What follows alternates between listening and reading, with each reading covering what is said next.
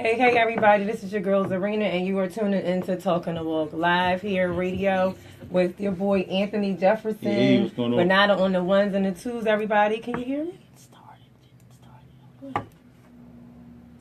What you don't see. Hey, everybody, can you hear me? I'm here with Anthony Jefferson from Worship Unleashed. Everybody on Facebook Live, are you there? Everybody's about to start coming in now.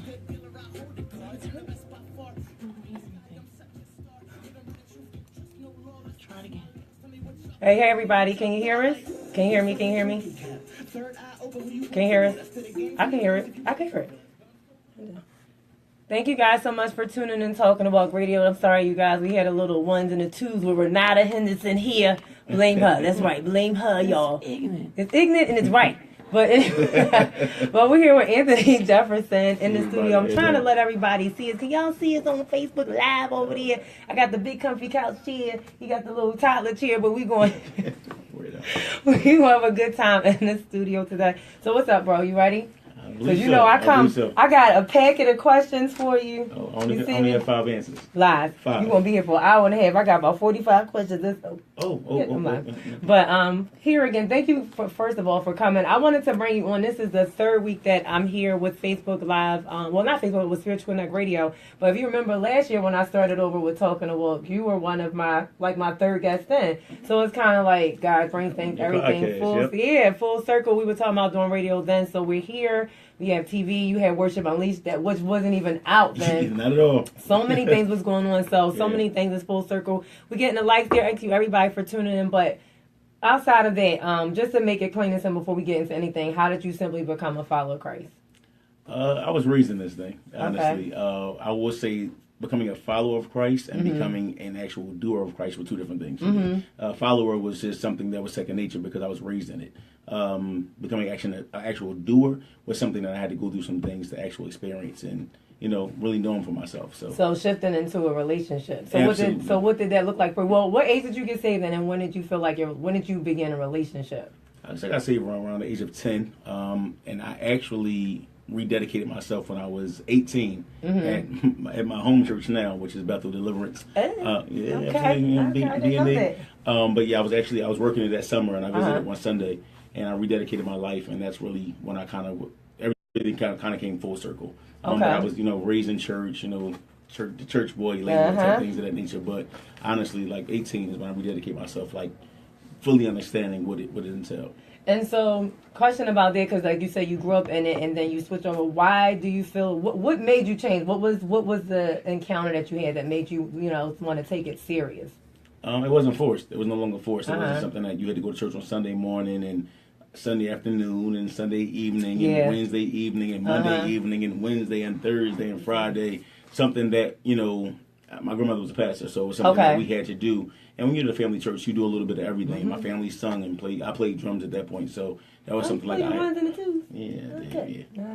I won't touch one now, but that's something I had to do. Okay. Out of the need.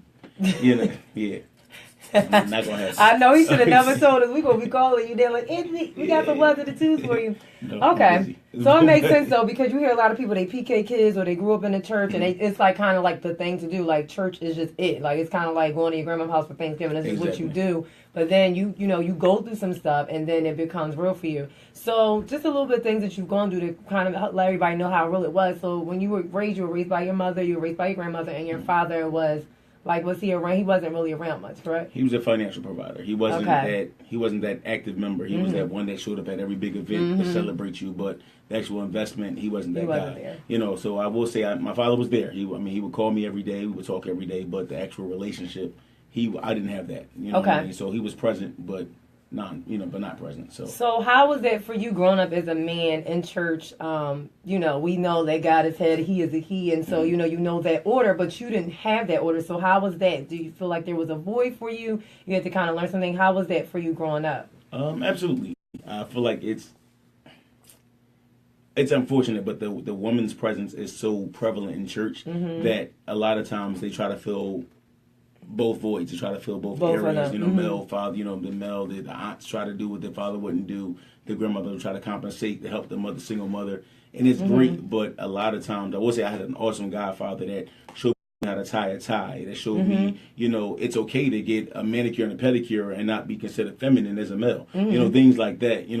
How to open a door, how to do a date, how to buy flowers for a woman. I had an awesome godfather, but oftentimes we would go to church every Sunday and say, hey, little man, you do an awesome job as a single mother, but don't invest in that time that it takes to say, hey, this man, she's raising a man. She's not raising, he's a little boy at this time, but it takes somebody to actually invest in that child. So I'm glad that I had that one person that was there for me. I mean, and to be completely, transparent, it wasn't even my uncles. It was my godfather who was the one who stepped in and said, hey, these are things that you're going to need to know, things that I implement with my boys even now to say, hey, this is important for you to know as a male. Whether you like to wear ties or not, you have to know how to tie a tie. Whether it's a single or full Windsor, know how to tie a tie. It's important. So that's took it old school. So how was that for you? Well, first thing, that's an awesome thing, because the Bible tells us how God literally give you a family. And so a lot of times we consider family blood, and that's not so. Jesus said, listen, my mother's those that do the work of the Father. And that's what he was doing, because he was being a father figure to you, because your father wasn't physically there. And so a lot of times people get hung up on that and they forget that God will literally send the things that you need. But how was that in coming into a relationship and learning God as your father? Because when we grow up in church, it's kind of like God is just God and he's nothing else. But then he becomes friend, he becomes fight, he becomes all the things that we were missing. So how was that and growing into your relationship with the Lord and kind of feeling that void? How was that and growing in that season? But to me, it's just like that father who wasn't there or wasn't present. You have to be open to give him that opportunity to do so. Granted, while Christ or God or whatever you want to refer to him as is always there, you may not know him as that person. So it may be that father that was an alcoholic or that father that was abusive, and they changed their life around. So while it may not be that person that's who you wanted it to be, or that ideal father that your friends down the block you have to be open to give people a chance. You have to be open to give Christ that opportunity to say, hey, you can be my father, you can be my friend, you can be my deliverer, you can be my healer. If you don't trust him as such, if you don't believe him as such, all of it is kind of like a waste of time. Honestly, a lot of us go to church every Sunday and don't believe that he's any of these things. That's true. We know him as that convenient provider. Yeah, that's pretty much what we know him as, right? So it came into the place where it was like, okay, God, I know you as all these things. I call you all these things in a song, but now I want to know you. Yeah, right. Now I know you for myself. Like, okay, this is real life. This thing is a requirement in order for me to really be able to tap in and say, hey, I love you. You're intimate with me. You died for me. But my thing is, why die for somebody that never even really wants to know you? So at some point, granted, he knew all these things and still took our place, but you have to be able to allow him to fill that void and take that place. Oh, that's a good thing you said, allow, because a lot of we say it all the time, like, yes, he predestined us, but it is a choice to choose him back. Like, he chooses us, but we have to choose to love him back. And it doesn't mean he loves us any less, but it is a choice. And love, always, people consider it as a feeling, but it's an action. Absolutely. You have to choose and continuously do so, because like you said, him as the provider. Lord, when I need something, Lord, fix it. He fix it, and then you kind of go on and do your thing. And it's kind of like how you treat a grandparent. Like, Grandma, can I have some money for the store? And then you outside with your friends and you forget all about her in the house. And that's kind of how we treat the Lord. But then you have to choose to have that daily one-on-one relationship every day, consistently every day, and understand that he's in control also. That becomes with him becoming your friend and really understanding your role. So it is a choice. So that was good that you chose that. But I also love that you said that you choose to let other people love you, because I went through that with my stepfather, where my father wasn't there. My brothers and sisters there. He was like kind of there for them, but I sat on the sidelines, and it took me until I was like in my 20s to really just understand that this man was not trying to do anything besides love me. But I had to learn to love myself too. So, but I had to choose to allow him to do so, and our relationship was pretty good before he passed away. So, jumping back into that, your grandmother was there. She was very prevalent, very heavy. How did she influence you in ministry? I mean, she's passed on, but how did she actually influence you in ministry? Because you're really heavy in ministry now. I don't know how heavy. But heavy. He heavy. He sang on the ones and twos. I done learned that this man played the drums. I can't believe it. My grandmother, honestly, although she was like Pentecostal old school, what I mean? Don't wear pants in church, that type of person. Okay. But at the same time, she encouraged you to be who you are. That was important to me. So she encouraged you, like, no, don't let nobody just say to you, oh, well, you're called to be a preacher because you go to church every Sunday, or because you carry my Bible, or because you're interested and you're intrigued by different aspects of the word. Don't let anybody say, "Oh, you're a preacher." Mm-hmm. Not so. You may just be somebody who's just an avid reader, and really just interested in what the word is saying into the text. You know what I mean? Or you may be somebody that may actually be reading to dissect and never really get what the true concept of the word is saying. So it doesn't make you a preacher. But that's that. So that's one person. She was just one of the people that's like, really find who you are. I remember I had a dream when I was like 18, 19. I'm like, well, growing up, everybody keeps saying I'm a preacher, I'm this, that, and the third. And she said, oh, well, listen, when God calls you, call me.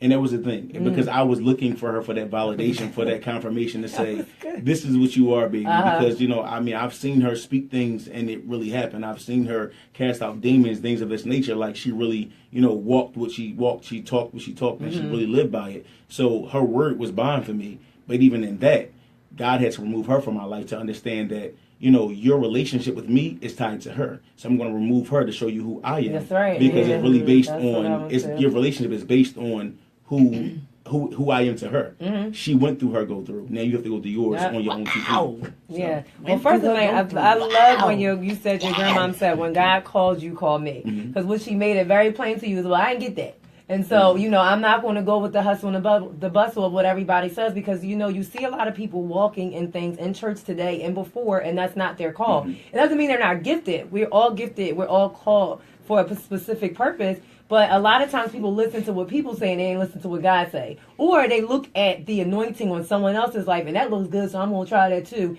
And, a lot of times they think because the numbers are coming that means God is blessing. And that is not so. Like when you think about with Saul, the anointing was gone, but the gift was still there. You better come on. You better come on here, Holy Ghost. But like I've seen it, and it's it's charismatic witchcraft. I tell people all the time, like I'm watching, like, dog, he's not called to that, and that's witchcraft. I can't get down with that. And so it's just what it is, and God calls a spade a spade. It's what it is. So I love that she said that, and also I love that she allowed you to find your purpose on your own, and she didn't try to shove you into it prematurely because the devil would have tried to take you out because you wasn't ready. So I should have met her. She was good stuff. Or have you be overly effective and you ain't winning no souls. Nothing. Because that's a lot of people singing a lot of songs and singing the people straight to hell. Because they ain't saving no soul. Ain't nobody getting saved. You're just singing and entertaining. They're preaching and they're motivational speakers. Yeah. Right. And my thing is, even with that, though, I feel like timing is everything. So I really feel like maybe if I was in a place where I am now, or maybe going forward, not saying I'm going to do that now, but I'm saying, going forward. You're scared, ain't scared. It's timing. It's my timing. It's the timing and season for everything. Peer pressure. You see that? Ain't no peer pressure. But no, seriously. It's the thing where she said, I said, I need you to tell me. I said, because this dream was like vivid. I said I was in front of people. I mean, I broke it all down. Everything. And she said, so she laughed, she chuckled, and there was conversations that we would have all the time. And I was very close to her. So it was things that she said. She didn't say what it was and what it wasn't. She said, it's too many out here in this generation that have been pushed into a position that they were not ready for, and they're drowning. She said, I will not let you drown on my watch. So at the end of the day, she said, I'm not saying, she said, I know, she said, I know what God told me. She said, I'm waiting for him to tell you what he wants you to hear in his timing. So that's important. No, but that's very important. Actually, that's something that I even experienced for myself, even with my brothers and sisters.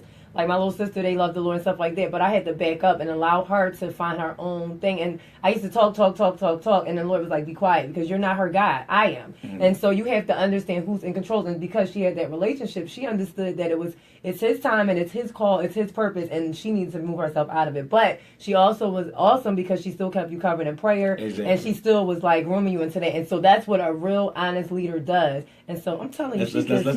That's not tap into covering, because that can go deep. Because many won't cover you once you won't go into the position that they believe that you're called to. So they'll push you out. They'll push you out. Yeah. He better. This is what I'm talking about. This is, look. Somebody said, you better tell him to preach again. So let's tell. Get off of here. But okay. So into another thing. You're married. You're a worship leader. You're in school. You work. Do a lot of things, and you're in the process of releasing your own single. Yay! So we're excited for that. How do you kind of balance all of that? And even if that, like, I know a lot of times people have to learn. So how do you balance, and how did you learn to balance God and then, your family and the ministry that you're doing? I will say that's something that honestly is as awesome as my grandmother was. That's something that I was not taught at my home church, my church that I grew up in. or even the church that I went to immediately after that, trying to find my way. The church that I'm at now, shout out to Pastor Tim, Lady B, and all of them. B&E, Bethel Northeast. You see the plug? No, you see that? You see the plug? But no, seriously, that was something that they're big on. They're big on family, because you can't minister to anybody else and your home is in a shamble. And they wouldn't allow me to minister and my home be in a shamble. No matter what the need was, he said, I have a pastor that says, no matter how much of a need it is for worship team, he said, I will sing for myself, if my worship, if my worshippers' family's a mess, I won't have it. So that's something that I was taught, that like, wow, like no matter what goes on, no matter what, happens, I have to make sure that my home is good first. And he wouldn't, honestly, if he asked me, what's going on with you? He asked my wife. He'll check in with my wife. How is he? Wow, how is he? Because there's good. things like, like he's my spiritual father. So it's things, for a pride side that a man won't say to another man and say, no, we good, we cool. Whereas my wife would pull him to the side and say, no, check him. You know what I mean? And I'm willing, my pastor can say anything to me. And I'm like, yo, all right, check. Because it's coming from a love place. And I know that he lives the life. So, and not put him on a pedestal, but I know that he walks the walk. Right. You know what I mean? So I can respect him in that vein. So that's something that honestly I say that I had to be taught, because when I first got into my marriage, it was like, oh, I'm excited about worship, and how you don't understand, I'm making this, I may not be home, but I'm doing this for y'all, like, this, that, and that, I'm doing this for God, and you don't want to push me to this, I didn't want to do this, but at the end of the day, she was like, I'm here too, so yeah, you're married to me, you know what I mean, like, worship, your worship leader is what you do, it's not necessarily, who you are per se, you're my husband before anything else, you're their father before anything else, and that's something that I didn't understand, because I wasn't taught that, I didn't have that father to be there to say, this is what it should be, shouldn't be, this is the direction to go in, that work-life balance. I had a father that would provide for me, hands down. Was he always there? No. Big occasions, absolutely. Yeah. It's the small things that were important to me, which is not the small, so much. the conversations, right. You know what I mean? So that's good, and so that's big that you can openly admit that, because a lot of times people want to act like they got it all together, or they just jumped in this marriage and this marriage just took off, and it's like, dog, you ain't go through nothing, you ain't got no opposition. Are you sure you should marry her? Because I don't know if that's it. Because when it's kingdom, it's going to be opposition, whether it's marriage, singing, whatever you're doing. When it's kingdom, there will be opposition. If everything is euphoria, then dog, I think you on the wrong side. So I say this to people all the time. If you ain't getting nothing, then you might want to go back and sit before the Lord, make sure this is it, because something wrong. Seriously, because that don't make any sense to me. The enemy always trying to make sure we don't do something, because it's really not about us. Like, marriage is a ministry, and it's who you guys are called. God put y'all together for a reason, not for you two. It's a good feeling, but you guys are called to a specific people. So the enemy don't want you to get to them. So together. Exactly, together. So, people want to make it seem like it's all these roses. Dog, this is work. Because again, it's love and it's an action. So you went through a rough spot at one time, which is crazy, because at the time we were doing the show, you guys were going through that. And God is such a restorer that now you guys are restored. You guys are good, and she supports you. She has her own little thing, embellished with Danny. Oh my God, it's so cute. Y'all gotta check her out. But you guys are really walking in your purpose, and I'm watching her even come into her own. So how was that season with the rough patch, and how did you see God restore your marriage? That was deep. Back to the whole worship piece. That's deep. Okay, back to the worship piece. So when it came down to it, I was so engrossed with being the worship leader, or being where the guy that I believed that everybody said I was supposed to be, or God was taking me, or where I felt like God was just like, yo, God, yo, me and you, we in here right now. We in it. It became such a thing where it was like, I'm living right. And, bills going right. Ministry is doing well. The worship team is doing well. I'm good at my church. Everything's going good. I came home to my wife. I'm like, hey, babe, this is what's going on. And I have a friend, several pastor friends. And I'm like, they want to do this revival, and they want to do this thing where we kind of travel and sit at third. I'm talking everything. I got a promotion at work. Everything's just going good. So I come on with her, and she said, well, what about me? Now, what do you mean? Like, whenever I come up, you come up. This is what we do. Like, and she said, no. What about me? And I'm like, that's so selfish of you. Like, how can you do this? And honestly, everything was going right. It came to a point where the argument came to such a head, it really tore my marriage apart. My pride, it almost tore it apart. My pride stepping in, saying, like, listen, was you jealous of ministry? Like, what's going on? Like, how can you do that? Like, you don't want to push me up here. I didn't want, I love the background. I love the background. Like, all day. I would stay in the background. I'm cool. But it was like, when you pushed me out here, you did this, this, that, and the third. But it was a thing where it came down to like, okay, well, yeah, but you still have a home to maintain. That's you right. still have a house to take care of outside of the financial, because that's what I knew. A man provides. I was providing for you. You have That's nice what your father things. did. Yeah, Yeah, the boys have nice things. You know what I mean? We're not struggling at this moment. We're good. Ministry, we're doing good. You doing good. And we read these books. We praying together every night.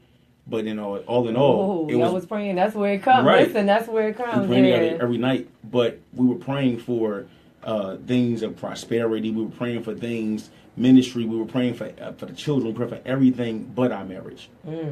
And it became a thing where it's like, oh, we're so good, and everybody's looking up to us, and we're just that cute couple in the church, and we're that them people that just say, hey, y'all good peoples, and we love y'all, and this and the third, and we're like, yo, we really doing this. We don't really have no issues, And then it's like, no, y'all really got something. Like, y'all actually have issues that people can't see, what makes it that much deeper. Yeah. You know what I mean? Y'all not having those conversations that y'all need to have. Y'all didn't have those conversations that maybe y'all should have, that y'all kind of surfaced. So it made it a thing where it was just like, well, listen, if you jealous of ministry, I'm good. Like, what kind of, God calling me to this and that and the third.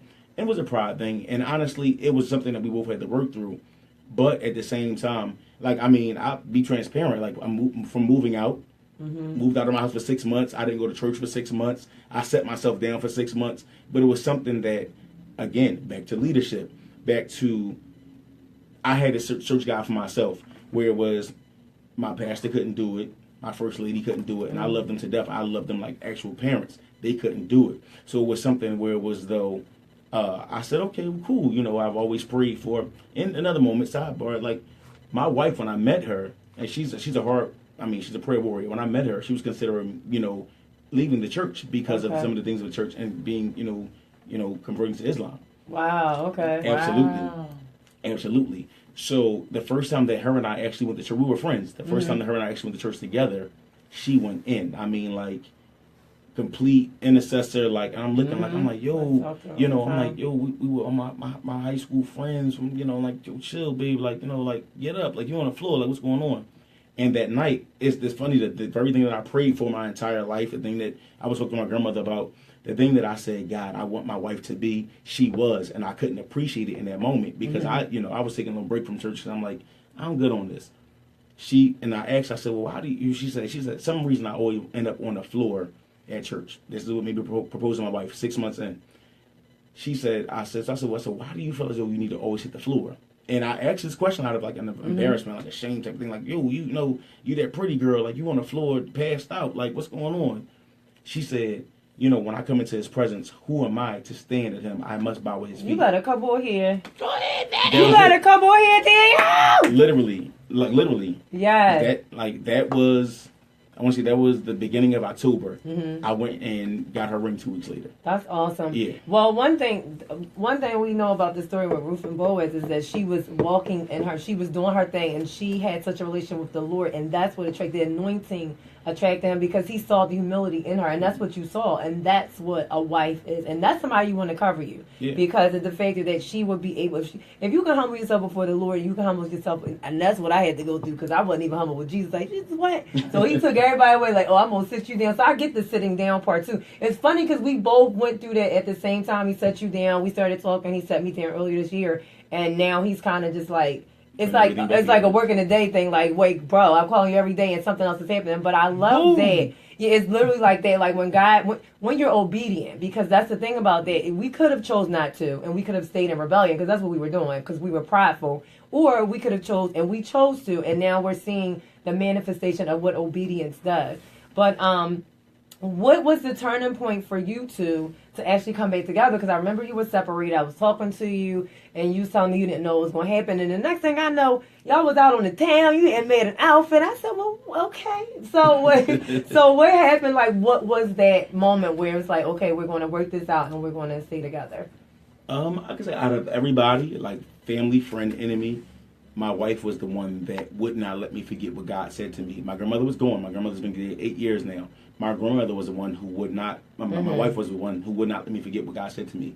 No matter how bad things got, no matter how how crazy I made was acting in that little 6-month span. She was the one that she said, well, okay, well, I'm gonna pray for you, or okay, she would call me in prayer, or she was like, okay, we praying today, and I'm like, yo, I moved out, we're not even really vibing like that. She would say, hey, well, we were going to the prayer line, and we would call, and we would get on the prayer line, with things like that was, and even the fact of her character of how she responded to me, even when I was acting crazy.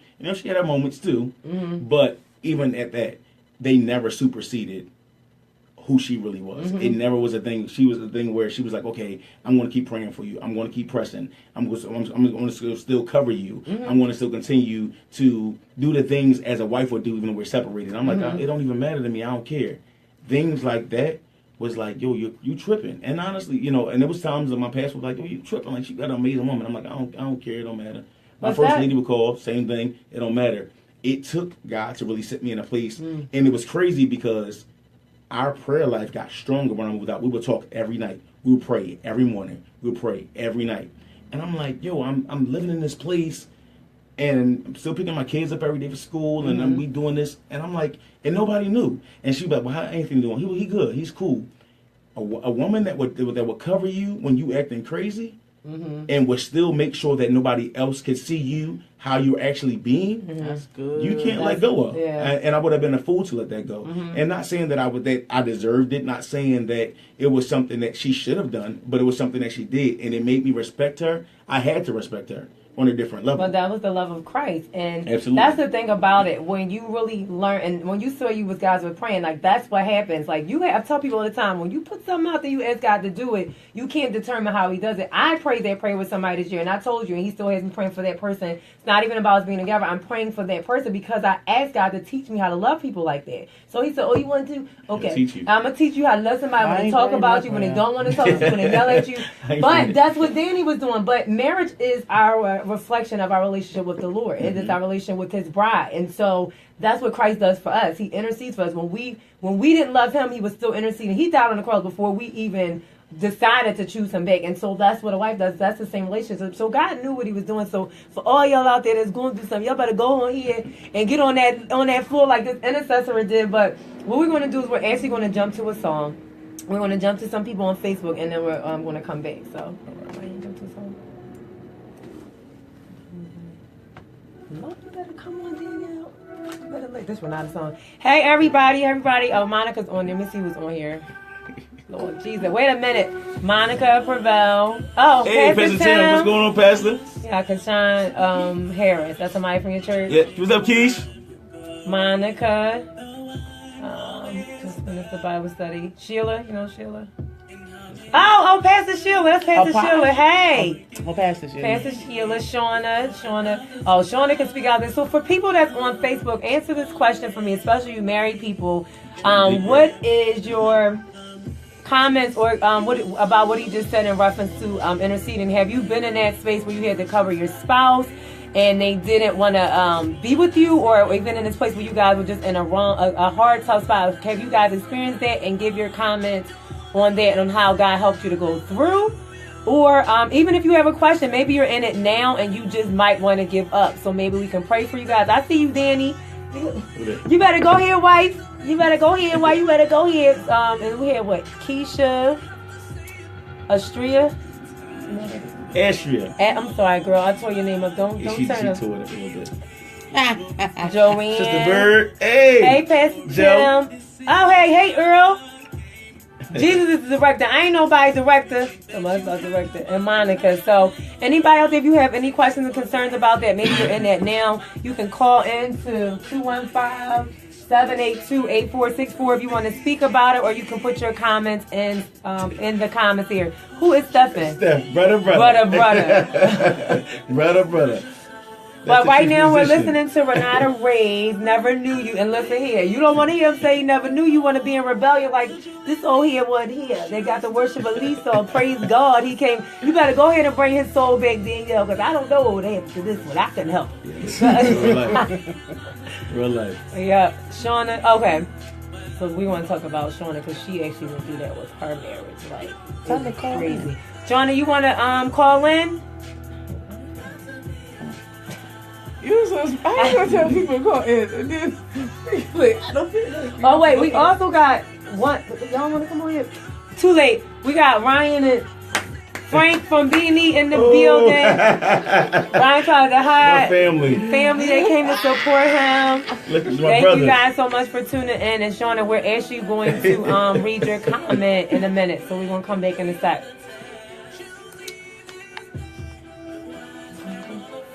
All right. Huh? It's 36. One thing Shauna said is cool. She said witchcraft is real. That is what I was about to talk about. People praying against your marriage. Yeah. Ooh. That's about to get nasty. All right, ready.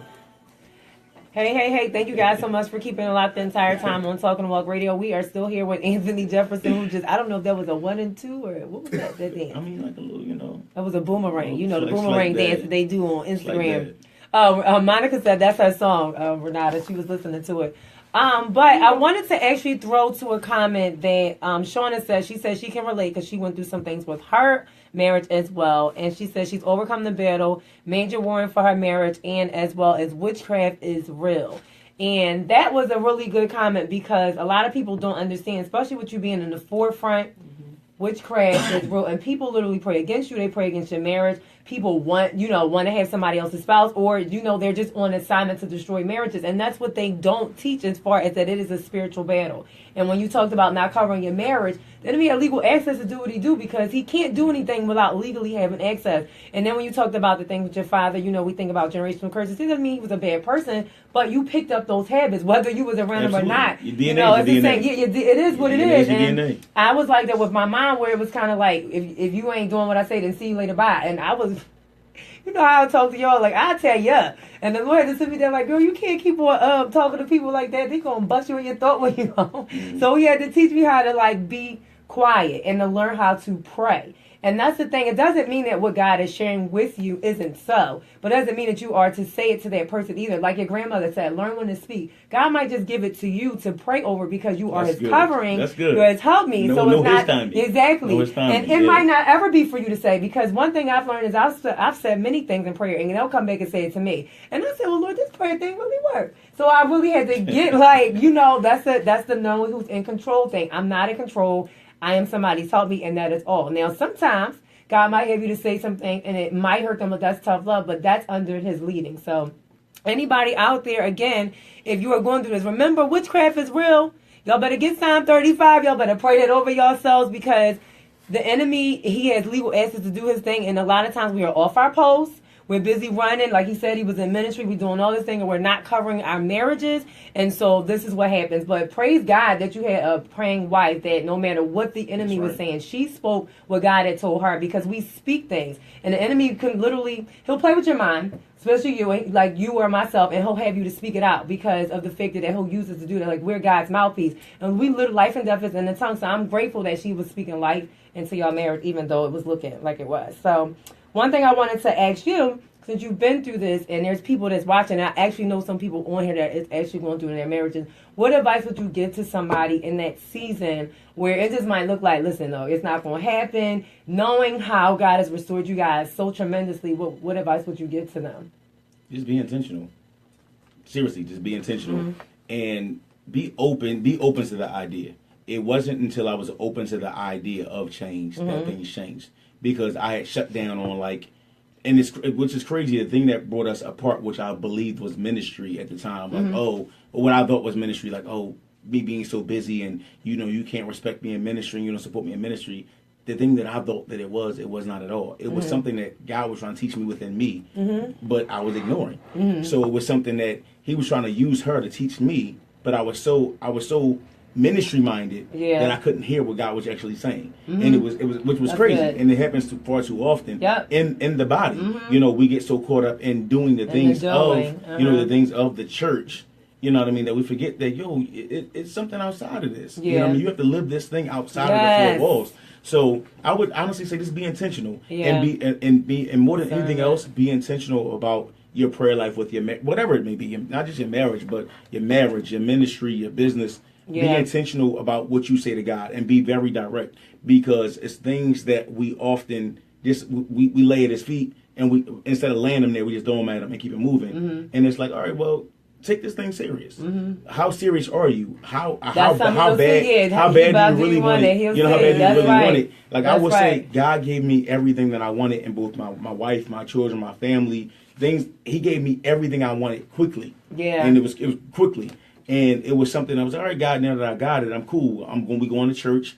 I got a praying wife. I got, 3 great kids, everything going good, we cool. And as soon as He gave it to me, He said, He'll give it to you.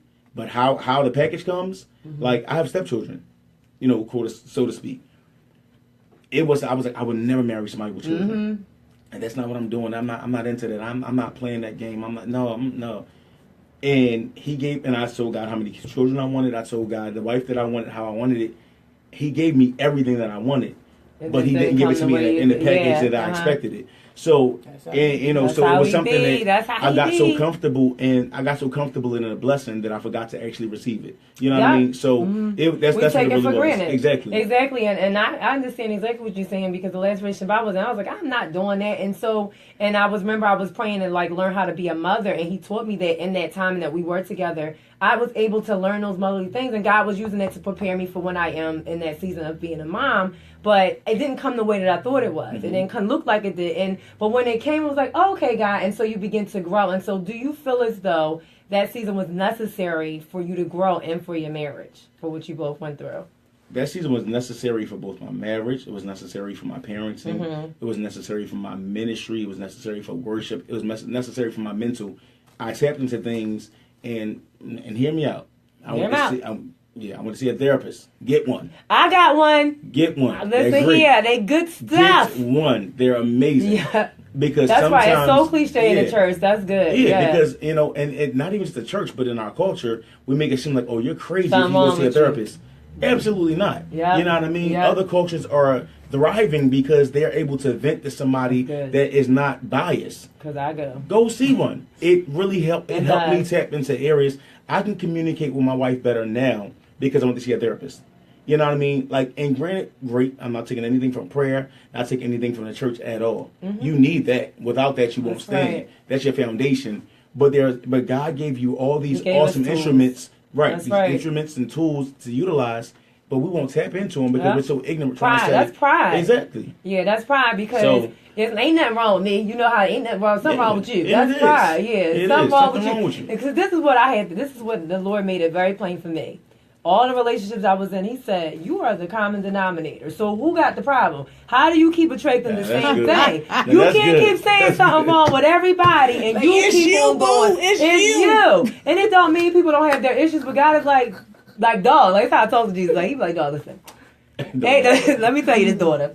You mean to tell me that you've had the same relationship, you've been in all these relationships the same amount of time, you attract the same amount of people in the same way? I think something wrong with you. I said, Lord, I think you might be right. And then I said, let me search the scripture. But is it true? Because you don't want to admit it. It's something wrong with him, and he did this, and he just did. And God was like, no.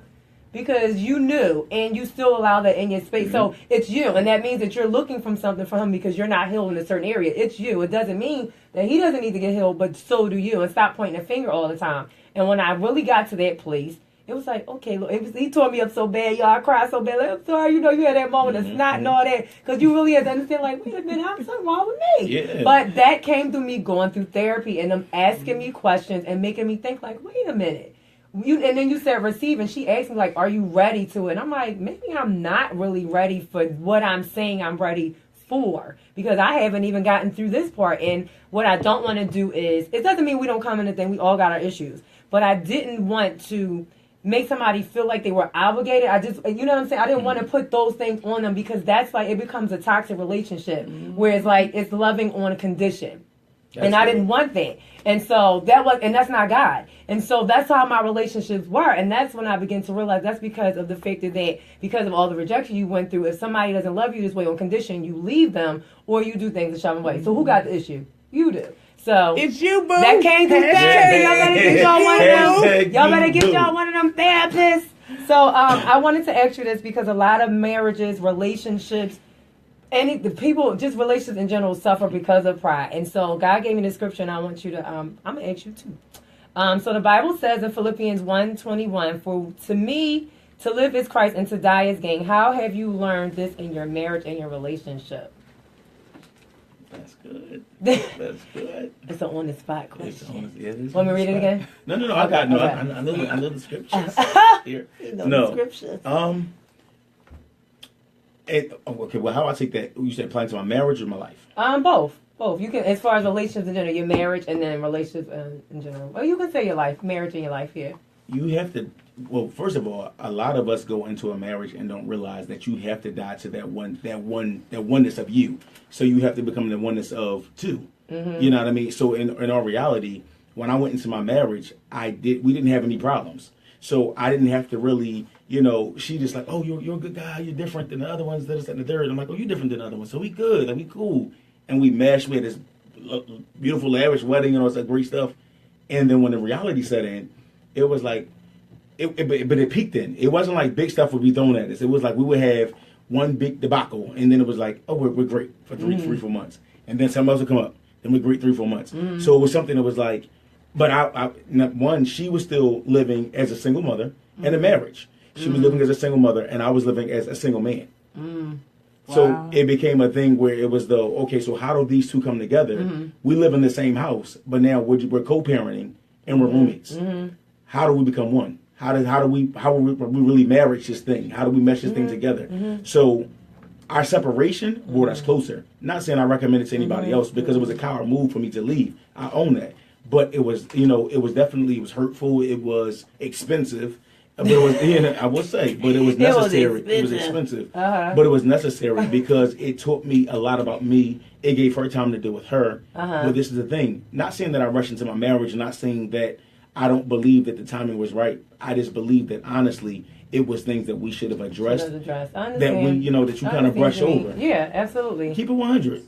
Yeah. Keep it 100. Did you guys do counseling first? We did counseling. My pastor, he don't play that. So we did counseling, but even with that, it was how transparent was y'all really being? Right. Yeah. But my thing is, how transparent are you with you? Uh-huh. Because we laid the issues out. I mean, not that we didn't deal with the the hardcore issues. We laid them out on the table. Mm-hmm. You know what I mean? But we laid the surface. We didn't try to dig into what it really actually should have been or what it could have been. Things that we could have avoided. Mm-hmm. But again, and then allowing everybody, because we love people, so we're always bringing everybody around, come to the house and eat and come hang with us and this and the third. But bringing everybody into your marriage is an issue. And you bringing everybody's opinions and they issues all in. And that could be from your family. Yep. That could be from your friends. Yep. That could be from the church mother. You know what I mean? Yep. That's bitter because her husband had left her. You know what I mean? For the neighbor sued 20 years ago. Yeah. Right. And with all of that, and I will say my wife was very, very, very, very close to her family, and they thought a certain way. I was close to my family, not as close as they were, but I thought a certain way. So when you try to mesh all that together and say, well, we do it this way, we do it that way. So now my thing is you're fighting the same battle, but getting nowhere. Yeah. You know what I mean? So it became a thing where it was we were like going against each other for no reason. Mm-hmm. We weren't even fighting because we had issues. We were fighting based on views from our families and our friends. Very true. And it became a thing where it was like, Ben, you really don't have this issue. And there's things that we can sit and laugh at now that if we had addressed it, we really don't have this issue. We don't care. It's not that deep. You know what I mean? But we fighting against, your family sees it that way, mine sees it this way. We're building our family. So this is how we're going to do it in our household. And we're going to make sure this on a sound foundation that makes sense, because there were things on both ends that just didn't make sense. You know what I mean? Just pure ignorance. You know what I mean? And cultural just foolishness. And that's the thing about it, where the church mothers or whatever case may be, they see something wrong, they feel like they got to speak. Again, this goes back to opening your mouth, and God might want you to pray. I'm not saying like with your pastor or your first lady. I see she a praying woman. I'm sure she lay y'all names out there. A lot of times God does give them things for its advice, but it's not always for them to say.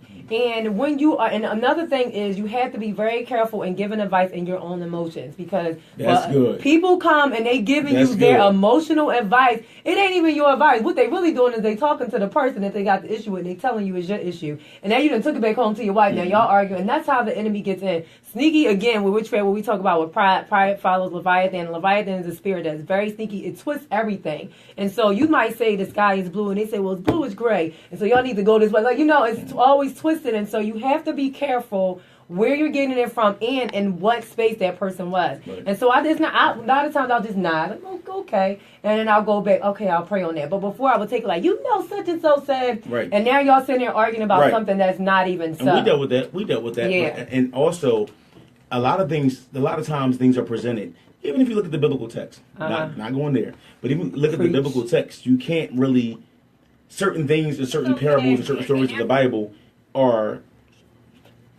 can be mythical. I mean, can be mythical, but it doesn't mean that myth doesn't carry truth. Mm-hmm. So at the end of the day, say it rained 41 days instead of 40. Oh well, based on science it says this, right? But my thing is, don't miss the purpose and the point of a situation. Mm-hmm. My thing is, it still taught you the same lesson. It led you back to the same Christ, the same God. Don't get so caught up in the details of a thing. Mm-hmm. That's important. Sometimes you can, and there's nothing wrong with doing the research. I get what you're saying. Trust me, I'm studying. But a lot of times we get so caught up in, oh well, maybe you need to talk to that guy. Now the mother came to you and said, talk to that brother. Something ain't right. Now you ain't gonna marry this man because mother said he ain't right, and it may just be something like he dealing with depression. Yeah. Or this man may drink and pray it off. Awesome guy, but he got issues, a different issue than you. You got issues too, but the same thing. My thing. So you so focused on the issue that you miss the purpose of ministering, or miss the purpose of digging in, or dealing with the issue. Like it's all about the approach. And my thing is, you have to be intentional about approaching. It's nothing wrong with what you say. Timing is important, and you have to do it with love. You have to do it with love. Yeah. And that's something, love and grace. That's something that Christ gave us that we as Christians oftentimes don't give people. No. Very true. And I didn't need, I can, and that again, it comes with learning how to love with the love of Christ, because you begin to extend that. And again, it's because he teaches you how to do so, and how to love on them people when they don't deserve your love and your grace, but you still praying for them anyway. So we're going to jump into another song, and we're actually going to jump into a couple of comments on there, so we'll be right back. What's on there? Oh, my mom's here. Hey, Mom. Hey, Mom. What's up, Bria? She said, preach, man of God, discernment. No preaching. He keep running from this preacher thing, y'all. Rashida's on here. My mom. Sheeta. Hey, Mom. I don't know who else is still on here. Ooh. Hold on, you guys. So, anybody out there, so as you just heard, he just gave some awesome advice in reference to marriage. And this is all learned stuff. So, anybody on there, if you are dealing with this now, if you have a comment, if you have a concern, or even an experience, can you please put it in the comments? Actually, if you want us to pray for you guys, we will definitely lift it up, because one thing that is awesome is getting some people that are around you that are really pray. Yeah. Because sometimes you just can't. Like, you listen, I call y'all sometimes. I don't got no words, and y'all will pray, because it's just what it is. It's just that hard. So hey, Simone. So if you guys have any concern, but actually I wanted to ask you guys this scripture and see what they think. And Renata, we're gonna talk to you when you come back on. Philippians 1:21. For to me to live is Christ and to die is gain. What does that scripture mean to you, whether it be in your relationship, whether it be in your job, your marriage? What does that scripture mean to you? For me to live is Christ and to die is gain. And we'll read your comments when we come back. It's 8:54. You got to 9:30. Yeah, but I never get to all my stuff. I just give all this stuff. So I'm actually about to jump into worship now. We're gonna come off this hard stuff. We're not a turn that. Huh? You ain't giving me no music. I got a what's I didn't say anything. I just don't Is this a little food? Something's wrong with you. I didn't pick this song, y'all. She had issues. Oh my goodness. So we're gonna come back. Hey, y'all! You are still tuning in to Talking to Walk Radio. We're still here with Anthony Jefferson, Renata on the 1s and 2s. She picked that song, y'all. But we're still here. So we're going to go on a lighter note, because I don't want to keep coming at you. So we can talk about marriages forever. We might talk about marriages for 15 hours and somebody still ain't get it. It became marriage beyond the vow. Listen, yeah, this is not. But if again, we put the scripture out there. The scripture was again, for me to live is Christ and to die is gain. Renata, before we actually jump about worship, I want to talk to him about that. What would you say that scripture means to you? Oh, shoot. I knew you were coming to me, and I still didn't prepare. I'm sorry. For me to live is Christ, and to die is gain. Just in general? In general. Mm-hmm. It just simply means making a conscious choice every day to choose to die to yourself. Mm-hmm. Choosing Christ over your will, and literally choosing to live. It reminds me of the scripture that says that we must choose ye this day who you will serve. And That's it's good. funny is that one day that it was offered to the children of Israel, but honestly every day we have to choose exactly. whether we're going to serve God or whether we're going to serve Satan through self. And so it's really choosing to die every day to our own will and choosing God. That's good, and I agree with that. That's pretty much what it is for me. I had to learn to die to myself and choose to live the way that Christ said, instilled in me. It says, abide in me and I will abide in you. And I had to learn what it means to abide. And that's a whole nother season in itself, to learn how to abide, because it'll put you in some things like stay right there. So what does that mean? To abide? Don't know. To stay. Literally to stay in it. Don't do it. I'm just listening. Okay, for me, it's to stay in there. To stay in there. Like, so I would say, I'll give you an example. When something was hurting, the first thing I would do was to run. When I learned to abide in Christ and understood the long suffering of what that gift was, it caused me to learn to stay and to get the lesson and to give it to somebody else compared to running. So for me, I was a runner. Don't be trying to throw it on me. Yeah, I had to learn to sit. Look at your neighbor and say, sit in it. Hashtag sit. I had to learn to sit. And that means that I had to sit on my mouth, on the things that I wanted to say, sit on my hands, because I wanted to bust some people up. But I learned to sit at his feet as well. And learning to abide and understand where when you're at the Savior's feet, how amazing that place is. And that came through becoming low. That's deep, sis. It was deep because I was deep in it. Take your seat. I was deep in it. That's good. I was deep in it. So we just going to get us a teacher that says, abide. Take several seats. Hallelujah. Yes. I had several seats at his feet. Yeah. So that's what they meant. I'm telling you, you get them scriptures and you understand them scriptures when you in it. So, and this is good because it goes to worship, because our worship is our lifestyle. What we believe, we live it out. That's our form of worship. It's not always singing. We love to get up there and we sing, but you got every other day. Like, you got to get out. You go out of church. Somebody might cut you off and you might want to bust them in the throat, and then you got to be like, Jesus, that's that abide right there. So, for worship, how has becoming a worship leader and really walking in that allowed you to grow in the Lord and being a worship leader? Who is he staring at? Just the bird right there. Did you hear the question? I did. Because you was reading. Ask it again. No. She's just the bird. You always call you proud. I said, how did becoming a worship, like really walking in being a worship leader, help you to grow in your relationship with the Lord? Because that's all, y'all be in a whole zone up there. So how did that help you to grow in your relationship with the Lord? I would say, well, let me say this first. I didn't want to be a worship leader. I didn't want to sing in front of people. Again, I like the background. But I feel like the level of accountability that it caused me to have was second to none. And I really feel like I wouldn't be spiritually who I am today, not because of the position or title, whatever it may be, but because of the accountability that I have now, because I realize the importance and the essence of worship, because it really does set a platform for everything else that comes to follow outside of just the song or the pace or what your song list may be or what the flow is. It's so much deeper than that, because when you really get into worship, like it's adoration. Like, it really is something that's really intimate. So a lot of times we don't tap into the intimacy because we're so surface with it. You know what I mean? So to me, like, I take worship very serious. Like, it's something very serious to me. It's something very intimate to me, because it's like my baby. My thing is it's something that's being birthed out of you for everybody else to see, to use, to utilize, to be able to carry. So it's something that, you know, it's vision. You know, worship is vision to me. So it's something that literally God gives you for his people, and it's necessary. It's a requirement that to me that I wouldn't probably have ever tapped into, nor did I really want to. Yeah.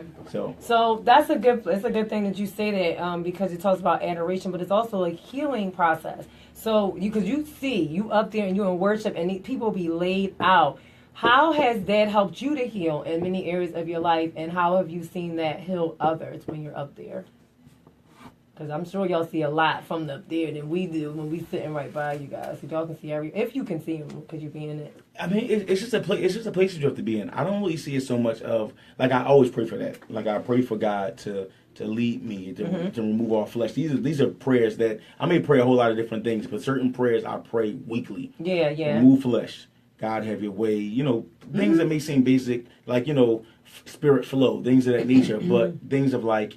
But then at certain times it's like, God, I sense healing. God, I sense deliverance. And it's things that will come out. I'm like, well, God, I feel this. God, but I need you to lead me. God, I feel this. God, guide my mouth. Literally anoint my tongue, anoint my words, anoint the symbols. Everything so that everything can be moving in the same flow that you would have for it to go, so that the people can get what they need. Because it could be one symbol that's off.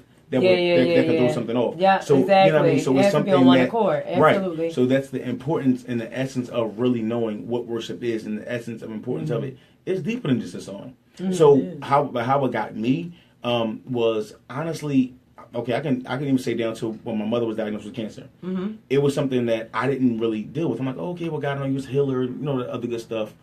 It was something that I didn't deal with until I was in the midst of worship before everybody else. And as I'm saying it to the people, I'm like, oh, my mother, she gets surgery tomorrow. I said they're worshiping me through it. And, I'm singing He's Able and said the third. That was a song that literally, I'm like, okay, God, He dealt with me in that place. So worship is you can bring the people the way you are, but it's also a place where God can check you where you are too. So it was something that I was like, okay, God, well, I got to be strong for everybody. I'm the man of the family, and my mom does so much. I got to figure this out. We're gonna be good, and I still got a family, and I still got worship to make sure. And when I was up there, I'm like, God, I'm really struggling to get in your presence today, and what's going on? I ain't doing nothing crazy. What is it? And He dealt with me like, sit in it. Yeah. Deal with this. Address it. You know what I mean? Because my thing is, you saying He's able, but able to do what? You're not even acknowledging the fact that it's a situation, it's an issue. Do what? Come on here. You know what I mean? Song? That's right. So literally, that's good. And when I say literally, I say God told me, He said, worship me. He said, worship me here where you are, and say your will. I told God, whether you take my mother, whether you keep her here, whether you heal her, whether you allow her to suffer, God, I said, whatever your will is, I know that you're able. Whether you do it, you're able. About to get emotional, but I said, God, seriously, you're able. And I said, and it was at that moment that I said I was at peace instantly. It wasn't nothing I cried about, nothing I worried about. He didn't tell me what He was going to do, and that's the problem. A lot of times, you're like, oh God, you ain't telling me nothing. What's going on? Yeah, He didn't tell me what He was going to do. It was he said, okay. He said, worship me here, and accept my will. And that was one thing. And when I prayed for my mother before she went in, I said, God, your will be done, whatever it may be. But that's and give me peace in it. That's where you really, when you think about Jesus before He got on the cross, I always talk about it, but it's still one of the greatest examples. He was crying, and literally drops of blood was dropping, but He said, nevertheless your will be done. And when He said that and really got it in spirit, He had peace. Don't mean that it hurt none. Like you said, it mean that she wasn't going to go through it. It mean you weren't going to go through it, but He had a peace even on the cross. Listen, for somebody to be able to get up there and to go through all of that and still say, Father, forgive them, they know not what they doing, and saying, I commit my spirit, and just speaking out what God had come to do, and all of that pain, that is allowing God's will to be done. And you have to get in that place. And it doesn't mean that you won't feel it, but you will have a peace in it. And so that's one thing I had to learn about God's peace is it doesn't mean like that He'll calm the storm. He can speak to it and calm it because we've seen that. But He just might speak to your heart, or He might speak to your emotions and calm that. But the situation is still going on. And so we have to understand His will. It doesn't always line up to what we want Him to do. You say, oh, Lord, do it. And then in the back of our minds, we want Him to do it our way. And when He don't, then you don't have no peace. That's not what this is about. It's about what He wants. So that's good. I was about to say what's a memorable experience, but that was an excellent experience there. What are your go-to worship leaders? Because you kind of every time I told you got another song, like, since you got to listen to this, or I hear this person. So what are some of the people that you listen to now that you've been listening to in this season? Ooh, this is good. Phil Thompson is major. Todd Galbraith, huge. J.J. Harrison, he's awesome. Travis Green. I love Travis Green. Gotta do him in there. Yeah. I don't know. There's so many. Psalmist Rain. Oh man, that's another good one. Yeah. We love them. honestly, I like the Chris Tomlin. It's you can Chris go Tomlin's a little bit anywhere. Yeah. I love Kim Walker-Smith. Kim Walker, yes. Listen here, that girl sounds like she's singing in the studio in person. You be looking like, do they got the what's going? Isn't it Renata? She sounds exact. It's crazy. Yes. It's the anointing on that girl's life is crazy. You be like, Jesus about to come down. Like, it's so good. But that's important of sitting in it. Yeah. My thing is, these people have had to literally sit in some things in order to be able to sit in his presence, to be able to really stand before you. Yeah. You know what I mean? So my thing is, you got to sit before you stand. You know, crawl before you walk. So literally, that's and that's why I'm at now. I'm like, God, deal with me. Whatever the situation may be, even in my last situation, whatever the case may be, God, help me to sit in it. Teach me to test. Old mother, my grandmother's church always say, Lord, help me to pass the test the first time so that I don't have to go do this again. Listen here. You know what I mean? Put you through it You know what I mean? again. Because at the end of the day, Yes, you're not going to, yes. and we pray for these new levels and take us higher. Well, my thing is, you can't go to the second grade unless you pass the first. Uh-huh. You know what I mean? So at the end of the day, there are things that you have to go through, things you have to be able to comprehend and understand in order to go to that next level. You have to see if he can trust you with that. He can't trust you with these few things. How he gonna give you more? Yeah, Exactly. you know what I mean? So that's good. They pray that JB, but Lord, increase what? You couldn't even take that little love tap he just gave you. Now, again, when you say go to new levels, they say new levels, new devils. That's not in the word, but it's so true. And it doesn't mean like the devil changed. But spiritual warfare is very real. Principalities, probably like it's a reason why God put them in a certain order. So you better be careful what you're trying to tap into, dog, because you might not be ready. Because if you can't pray and you can't, like you said, we talk about abiding and really letting him have his will, then you might as well go ahead on and stay where you is and go ahead because it's going to tear you up. And it's serious because it will tear you up. So what I wanted to ask is I wanted to talk about Worship Unleashed. Because this is where you got the little, can y'all see that little, I don't know, he got a little zip on the side. I didn't see this on the website, y'all. I don't know who got this. He always making his own shirts, but this way, it's like velvet. This velvet. This velvet. You see me touching like, wait a minute, I just see if it was real. So before we jump to the commercial, and then we're going to jump to some comments before we end out, I wanted to ask you about Worship Unleashed. Where did that birth from? Why did you? Because the Lord dealt with you on that. So where did that birth from? Worship Unleashed is like, that's my baby. Like, you know, outside of worship every Sunday, that's, you know. But anyway, Worship Unleashed is my baby. Worship Unleashed is basically birthed out of, well, at B&E we have crazy worship. Like, thank God. Like, God shows up. And it's Sundays where you kind of got to throw the word in there. You kind of got to do offering, you know, the things that you have to do. So Worship Unleashed is basically birthed out of an awesome worship experience where basically it can be nonstop. So it's a night. It's a night where if we cry till 1 o'clock in the morning, you know what I mean, then that's what it is. Where worshipers can come together, basically seriously in one place, one night to worship one God on one accord.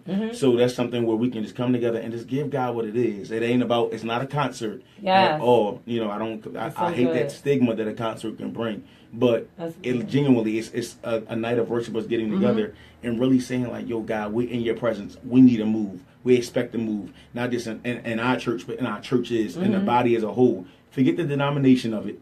No matter, I don't care where you come from, who you are, what color you are, you know, what race you, ethnicity, whatever the case may be. We need to come together because at the end of the day, we need a move. If you don't move, none of this matters.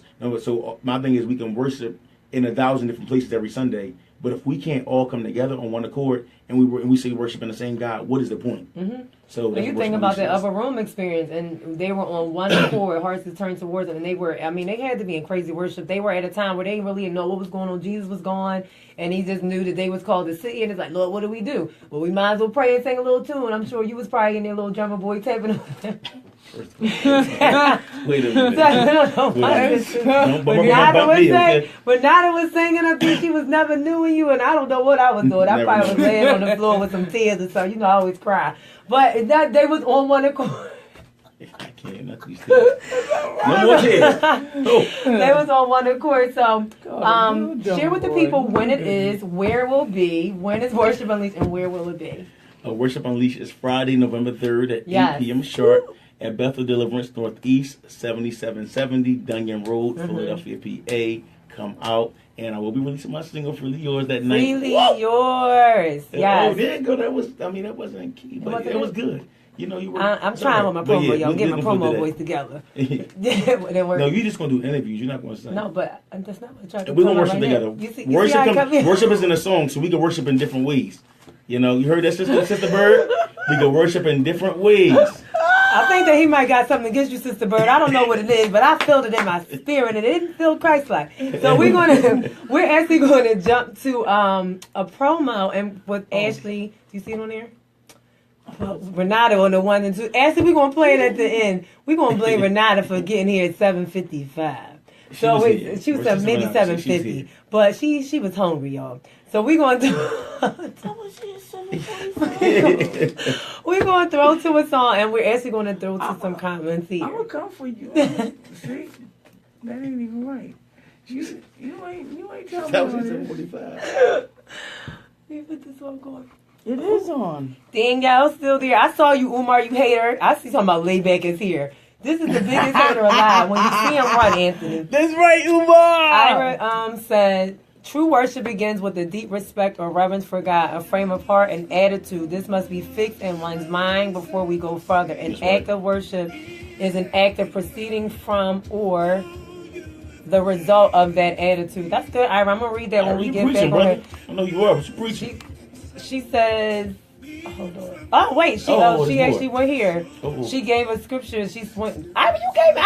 We're not reading all that tonight. I can't read, but just tap in and read. She gave us different scriptures. So for those of you who don't know what this is good, she said ignorant worship. She teaches you where. Please read this comment because it actually speaks about different points. I'm going to read through this, Ira, and pull some of this out and talk about it next week. Because she said about ignorant worship. It's like throwing a dart while blindfolded. So that's good. Ignorant worship. Vain worship. You better come on. You better come on here with the title and will worship. So this is really, really good. This is really good. You're going to teach that at the church. I actually need that as a workshop. Renata said you teaching this as a workshop where you done did something to yourself, Ira. You going to teach this at the work. This is really, really good. You need to come and worship Unleashed. Yeah. You got to speak on that. But vain worship, she put will worship and, wait a minute, let me go back. Vain worship, will worship, and ignorant worship, which I never heard, but I love it. There's levels to this thing. That's right. It really is. That's right. So we're going to talk about that. Hey, Ashley. I see you on there. Somebody put t-shirt. Who was that? Umar. That's right. Renata always got a t-shirt. He said, Renata, you should put a t-shirt on there. And then Donnie's on. He said, ignorant worship. Danny MD is on here. That's just the bird. Oh, that's Sister Bird. I'm gonna pray for him, Sister Bird. He got a lot of hate in his heart. I feel it. That's Sister Bird. You heard it? That's fam. So, okay. So we're going. What time is it, Nada? It's what time is it? 9:13. She just here like, what time is it? I'm tired, y'all. Oh, Pastor telling everybody, please come out. That is Pastor. Right there, Tim Pacey said you have to be in house November 3rd. Last year was amazing. That's not Pastor. Who's that? That's who's Tim Pace? Wait, what's Tim? Pastor Tim. Well, don't be coming in with your name being Tim. And I'm Tim, you heard she speaking something, Tim. I know. I'm sorry. That's what I felt in the spirit.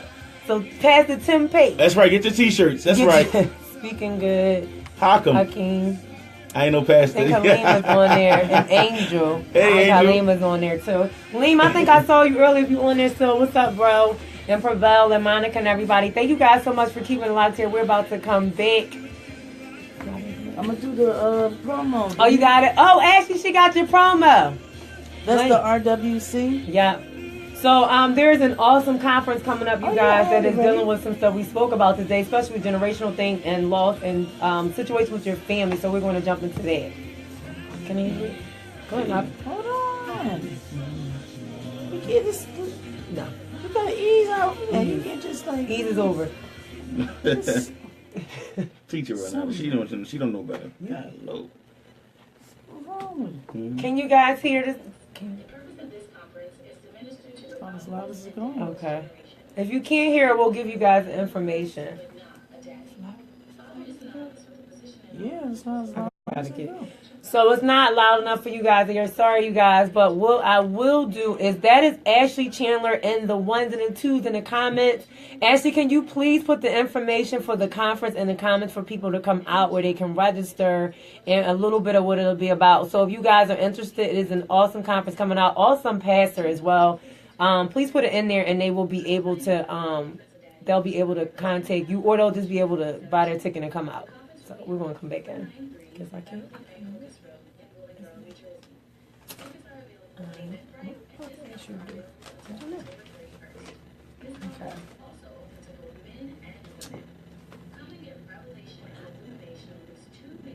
Oh, you have to play it on the radio.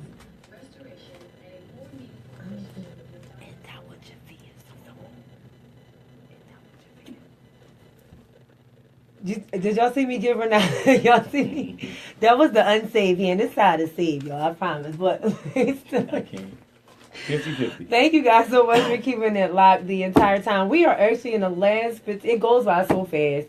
Again, we're in here with Renata Henderson on the 1 and 2s. Make sure you guys tune into her show on Fridays from 9. What is it, 8:45 to 10:15?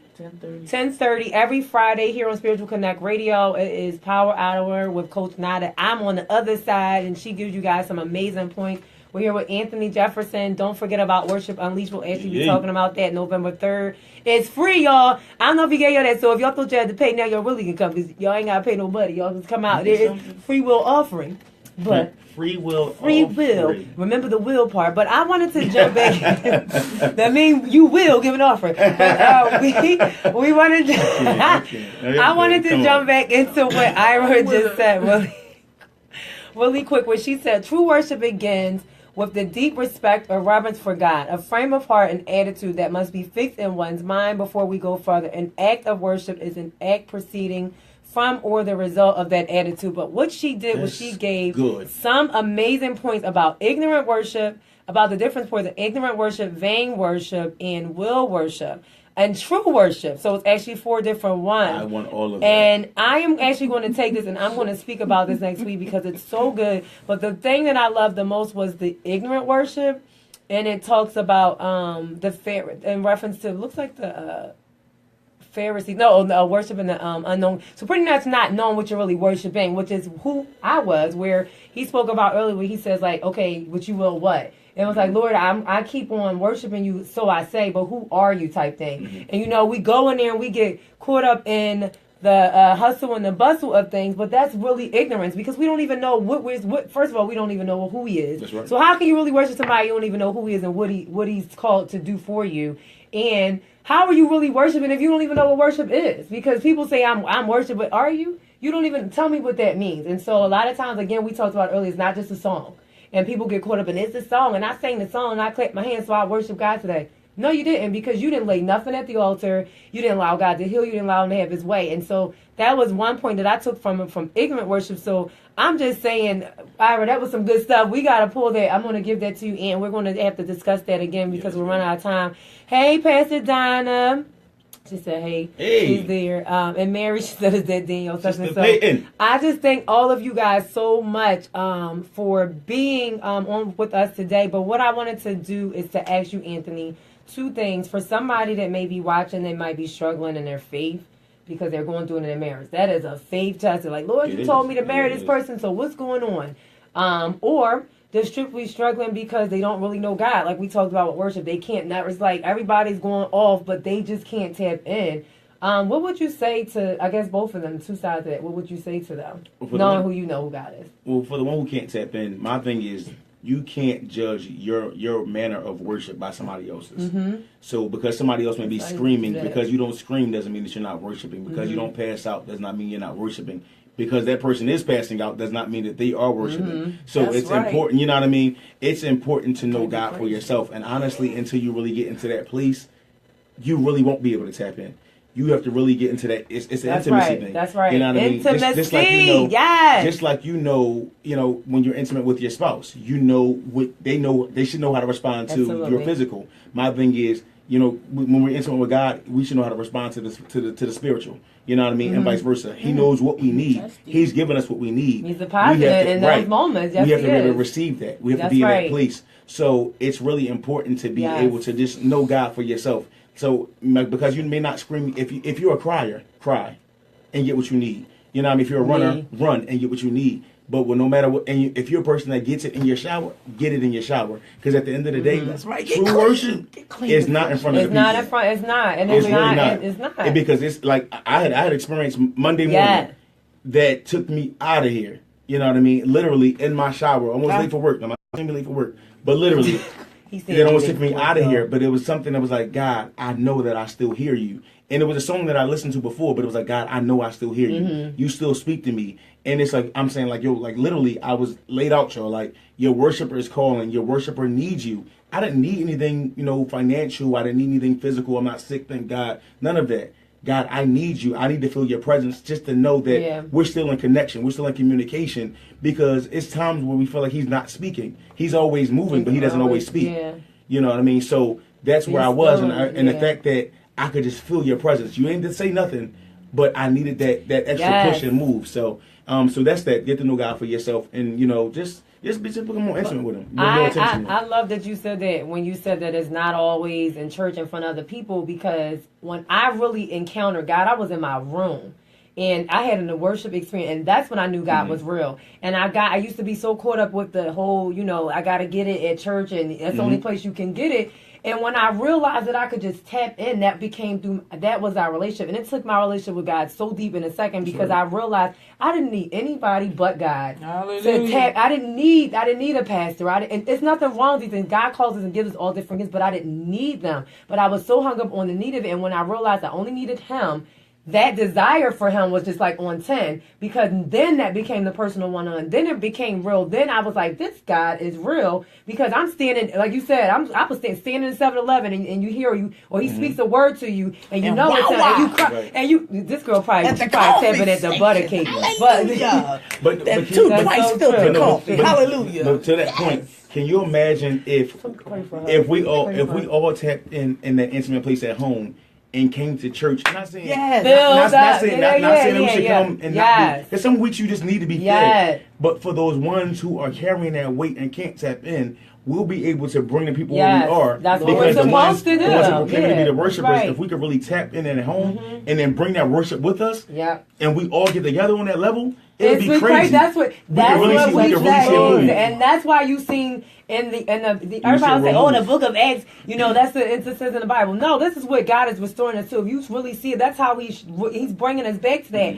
They were on one accord. They worshiped. They didn't care where they was. You see Paul, and they was in jail worshiping, and then walls coming, and then people was coming like, what must I do? He said, that is what you're saying. They were worshiping. They were tapped in, and those in the jailer that didn't know God was able to tap in through their praise, and that is what we're called to do. And so that is a very, very good point. That's good. A good point. In fact, you said the one that did not know Him was able to tap in, so the ones who's struggling could tap in. The ones going through could tap in. The sick could tap in. The depressed can tap in. My thing is, the problem is the people who are in the front worshiping and the ones doing all the screaming and hollering.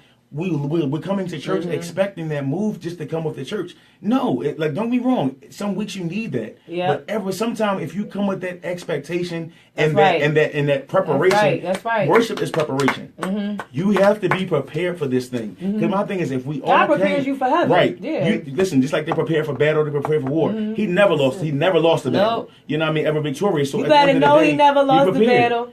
Be prepared for worship. And that's good. We talk about that all the time when we talk about on the intercessory call. We'll come and prepare, fast, and whatever you need to do to get your mind focus on the Lord. Whatever, turn your phone off. Do whatever it is that you need to do, because this is an encounter with God. And again, we spoke about Him depositing. Listen, sometimes God, you might miss it, because listen, if you don't want it, God will go deposit that thing in somebody else. And what I cannot do is I can't miss any of that, because I played with those things before. And so again, when you come in with expectations, I ain't never missing. So when people ask me, why do I live like this? Again, this is talking about worship as a lifestyle. I live this thing because I know that I was on my way to hell and I was going to church, and I will never play that way again. I will never take for granted what God has given me. That was a second chance. Everybody don't get second chances. And I did. And so I will live this way. I don't care if it's just me and Jesus in the room with a Bible, or if I'm living in a cave like Elijah. I will do whatever He says, and in this second chance, because I will never be back in that place. It's like when you know who He is, you can't be without Him. When you really know. You really know. I love y'all, but let me tell you, I don't need you. I need Jesus. That's right. And so you better know that. So when you know you only need Jesus, listen here, Mom, I love you, but I gotta go to Jesus. Like, I go upstairs, turn around. Listen, Mom, don't tap in. I'm tapping in. Don't you tap on that door. Listen here, because you really need Him. That's like good. So that's the last thing before we end out is, what would you say to somebody that's married and struggling? And knowing this because, a lot of times people feel like they need their wife. They need their husband. God was like, I need your heart towards me. I'm your first love. So what would you say in that and to someone like that? To me, for the husband, accept the instruction on how to lead. If you accept the instruction on how to lead. Accept. Because don't allow your pride to ruin your marriage and miss your blessing. And to the wife, grace him with the grace that God gave you. Because at the end of the day, if God gave you that husband, if God really gave you that husband, He's going to give you that grace. He's going to give you that grace to deal with him. Because God knows He gave my wife a huge portion to deal with me. I'm allowed to deal with. So at the end of the day, I know. Watch yourself. but it's all about it's all about grace, love, instruction. My thing is, and truly, dig in the Proverbs. Dig in the Proverbs. Proverbs tore me up, and it wasn't about marriage. It tore me up as a man, as a leader, as a godly character. My character. That's what it's supposed to do. Dealt with my character. That's what it's supposed to do. For women, so my thing is, and if it's something that y'all going to do, deal with that together, and don't let people deter you from what you believe God. And keep praying despite of what somebody tell you, because there's probably many of people that told her not to pray. Listen to what God says. Honestly, I'm gonna be 100. If I was Danielle's brother, I would have told her to leave. 100. Yeah. If I was Danielle's brother, I would have told her, you need to leave. But God had to show me. Like now, I'm able to have a little bit more grace with somebody else to say, you know what? I was there. I get that. Don't be so quick to put your mouth on something. Because it could be you. You know what I mean? It may not be your issue or your struggle, but that could be you. Yeah. You know what I mean? So, and that's one thing is that when God tells us about our marriages or even our ministries, He speaks to the end, and there's a process to that. And so He knew you guys were going to go through that in the first place because that's what you had to be able to feel that in order to give the emotion to somebody else, because she ain't going to be able to give that emotion to somebody else if she didn't feel it. This is what you guys are called to do. And God spoke to you and said that was your wife. Even though you went through that, He speaks to them. He knew what she would do, and He knew what you were going to do, and vice versa. So it's all He already knew. And so when we really understand that He speaks to the end, and a lot of times we saying, well, God said this, and it don't look like that. Yeah, but this doesn't mean that it's for today. It's a time and a season for everything. But there is a process to get to that. But it doesn't mean that you're not called to be together. This is just a part of the process. And everybody wants everything to be bells and whistles, but honestly, if it was what we really know God, how we know Him, if everything was always so good, we wouldn't know Him this way. And so for me, I say to people, if you're struggling, like I always say to people, to get to this place and know God this way, I'll go through it all again. Now, I don't mean it ain't gonna hurt. I might need a couple Band-Aids, a little slap, something like that. But I will do it again to get to know God in this place, because I truly understand the cross, because I had to learn to die. In order for something to live, it has to die. And it starts with us. We have to die to ourselves. So if somebody is out there and you don't know Christ, again, you hear our stories. Unfortunately, it's coming to a close. But if you don't know Him, ultimately, this is about salvation. Absolutely. So if you're struggling there, or if you don't know Christ, simply say, Lord, I'm a sinner. If you're a man, maybe you may have done some things against your wife. Lord, I repent for that. I ask you into my heart. I ask you, Lord, to help me to walk this thing out, and I trust you. And that is just simply it. Also, where can they find you on social media so they can actually know Worship Unleashed? Oh, wait, my God. I have a Facebook now, y'all. Oh, he's living on there now. He's a real person. I'm Anthony Jefferson. Anthony Jefferson on Facebook, and AJ_chosen for my Instagram. Okay. So, guys, make sure you follow that and keep up with Worship Unleashed, because it may be an event in November, but this is continuing. God is opening up doors with this. Also, keep up with this single. Keep up with this wife. What's Danny's page again? Embellished by Danny. And go to B&E. Go to Bethel if you guys are looking for a place to worship. That's right. We have 8:30 and 11:30 now. Oh, they cute. Well, we got one service. 7770 Duncan Road. We're at PHOM. It's 700 North 36th Street, and you can come out. John Payton, he knows them. Awesome pastor, worshiper. So depending on where you are, wherever God leads, ask him come out. We're there at 9 a.m. every Sunday. But again, you can follow me on Facebook, Zarina Lomax, and Talking to Walk Philly on Facebook, and Zarina Lomax 33 on Instagram. So, bro, I thank you. Thank you. Gotta bring you back, Danny. We gotta bring you in here the next time so you can tell me how you did that in that season for this one. I don't know how you did it. God bless you. But we thank you again. Truly, I do thank you for being my brother. I thank Renata on the 1 and 2. This is a friendship, y'all. We met just like this, sitting in Pico. He thought I was unsaved because I had some bundles in, and now, and we've been friends for 2 years. But God had plans. We only worked there for what, 2 months? It's been almost 4 years. Yeah. It took 2 years. Yes, almost 4 years. Oh Lord, I'm getting old. You Lord, better Jesus. get those But we funnels. did. We sat Closures. behind each other. He wasn't even there long, but I'm still friends with you more than the people that I Yeah. work with. So God definitely had a plan. So He will send what you need when you need it, and we would talk on our lunch break. So I am grateful. So thank you guys so much for watching. And you can watch the replay, and we'll be back next week. All right.